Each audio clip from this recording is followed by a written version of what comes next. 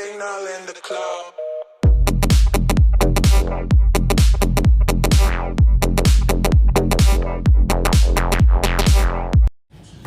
What's up with another edition of the Lone Star Blitz? Only I'm solo this time. Brian's doing a charity event over there at the field office, and Nellie's at work. So I'm gonna come on here solo because we're gonna talk about what's taking place with the Texas Longhorns in spring practice so far, and what true freshmen are really starting to separate themselves and showing that they are very worthy of early playing time.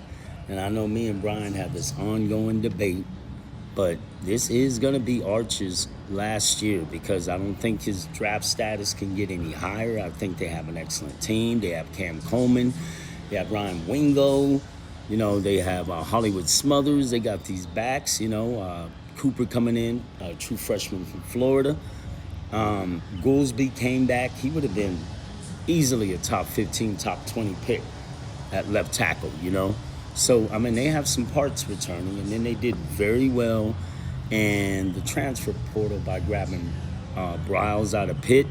Big time, play just waiting to happen. This guy just disrupts things. He's always in the right place at the right time. He makes the big plays. So, this should be a very interesting year. My only concern would be, is the secondary ready? In terms of enough experience. I know they played a lot of games because we got McDonald coming back. We were able to get Kobe Black to not transfer, Derek Williams not to transfer. So personnel-wise, we should be right there.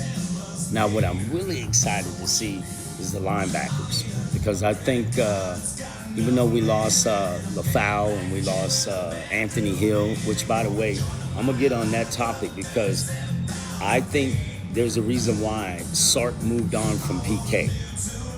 And I think the person that suffered the most was Anthony Hill. His game is going towards and to the quarterback. He's very explosive. He can get around that corner. And I think PK had him in too much coverage. I understand he's trying to make him a complete linebacker. But this guy has a nose for getting to the quarterback, and he has a nose for making big plays. And those kind of players you want going forward. You don't want them going side to side or backwards. I'm a whatever NFL team, and I'm hoping it's my Cowboys, but they don't seem to make those kind of picks. But he is a guy that I believe that'll be maybe a late first rounder, somewhere in the mid. Whoever gets him, man, we're going to find out, man. He is a diamond in a rough, man, because this guy can get after the quarterback. And if you ever pull up Texas footage of him blitzing, he gets home and he gets there in a hurry. He's got a lot of Colin Simmons in him. Maybe not as big as Colin, but he's got that closing speed and that explosiveness once he gets by that tackle or once he comes inside on that blitz. He gets home every time. But I'm excited about the kid out of Georgia. I believe his name is Edmonds. He's supposed to be big time. Ty Anthony Smith played really well going down the stretch, so we know he's going to be a big time player. And of course, I already said Biles that we're getting out of Pitt. It should be a very explosive unit. In terms of our edge rushers, man, we got Colin Simmons coming back. Probably going to be a top 10 player pick in the draft. He's got the size, he's got the explosiveness. He's got the great bend that you look for coming off that edge. And when he gets to the ball, he's always swiping at the ball or he's creating some sort of a turnover. So it should be, I'm very curious to watch that spring game because I think it's just going to be you're going to see a lot of first-round picks out there. And then keep your eyes and ears when that spring game comes around on KJ Lacey, the backup. He's out of the state of Alabama. That was the guy that was throwing to Ryan Williams, who's with the Alabama Crimson Tide. He was throwing to him in high school. Kid's a playmaker, You're going to see a lot of he's a smallish kind of guy, but he's got a big arm, And then Roger Bell's son, Dijon Bell, I believe that's his name. He's a big time quarterback. He was the Nike quarterback camp MVP.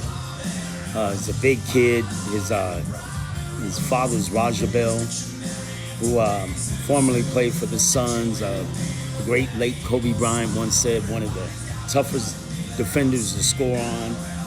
That's his dad.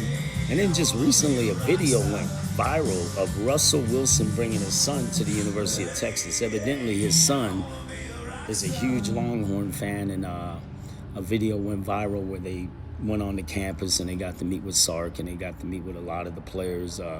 Arch Manning was there.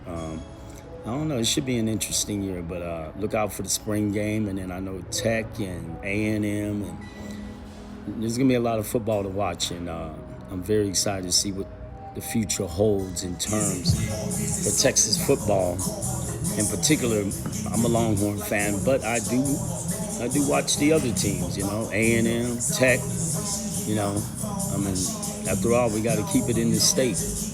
And that's my philosophy. Next topic I want to get into is the NFL draft. I've seen a lot of mock drafts coming out, and they have, the Cowboys taking,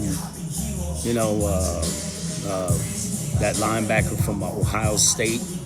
I'd like Caleb Downs, to tell you the truth. I think he's a game-changing safety. First went to Alabama, transferred over there to Ohio State. I think he's a game-changing safety.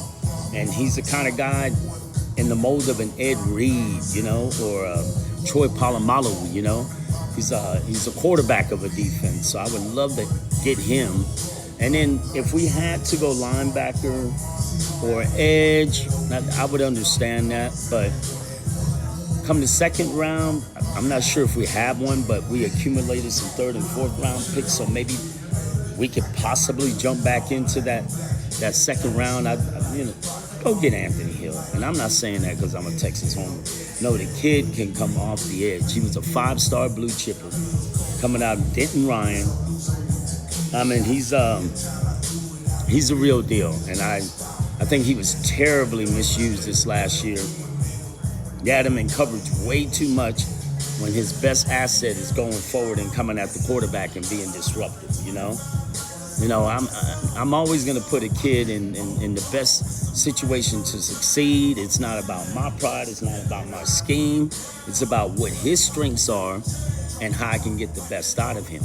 And that's what coaching should be all about. So, but I've seen several scenarios where the Cowboys are interested in Myles Garrett. I would not be opposed to giving up 2 number ones and maybe a player. But don't give up 3 number ones and don't give up a number 2. 2 number ones should be enough. And then maybe a Kenny Clark or somebody like that. But there's no way I'd give away 3 first-round picks because, first of all, as good as Myles Garrett is, and he just set the NFL sack record, he's a little bit older player, and I'm not saying that he's old, but he's hitting that age where you start to see some wear and tear. Because, you're dealing with 300, 400-pound offensive tackles, And these guys are road graders, so, you got to be protected. But that's my report on the Texas Longhorns, Dallas Cowboys, man. Y'all take it easy. One of the few times I get to do a solo, man, but I miss Brian and Nelly. They both got something else going on. So from all of us here at the Lone Star Blitz, I'm the DC of the KC. Frank Shillette. Peace out, man. Like, subscribe, share. Get this information out here. It's very important. God bless.